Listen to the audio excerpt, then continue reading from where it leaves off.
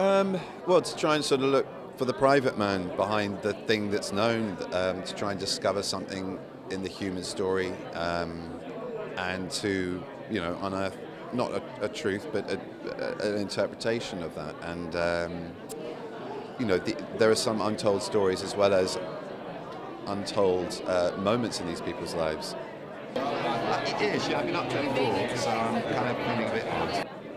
When you've got children, babies staring at a light bulb, you suddenly do take a step back and realize what we have taken for granted for so much of our lives is kind of a miracle. And this was at the point that people were literally getting in a horse and carriage or walking for days or getting trains to go and see a shop that was lit up by electric light, by incandescent light. And it was the moment when we turned Promethean and created day out of night. That's kind of an exciting chapter of history, no matter who you're playing in. And I just thought, it's a challenge to play such a totemic figure in American culture, and I like a challenge. Was it to show live as It's literally, it's something like... That's not for me to say. There are probably times when his humility didn't match his greatness as much as his greatness not matching his ego. Do you know what I mean? I don't want to sit in judgment on the guy.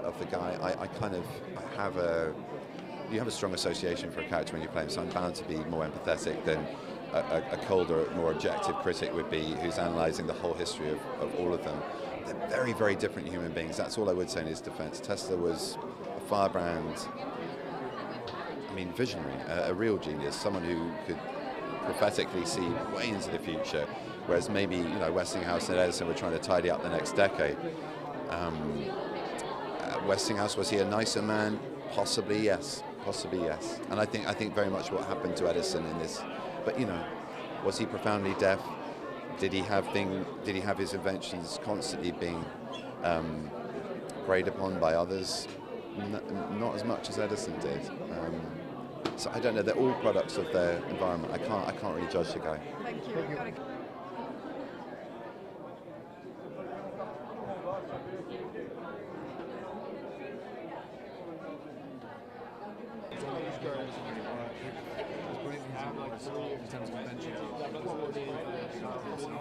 I think it varies.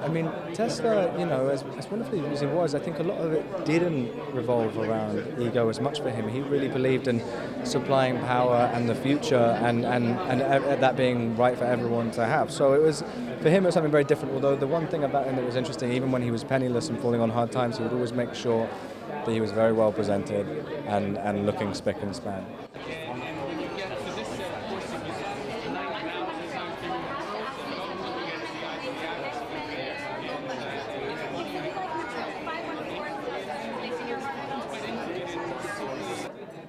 I try to stay away from it, but it's inevitable, I think. If you have some success, or every once in a while you're going to think you're a big deal. But, these guys were constantly getting knocked down a peg, too. For every success they had a failure, and it wasn't always easy. So it seemed to me that Westinghouse ultimately was a fairly humble guy.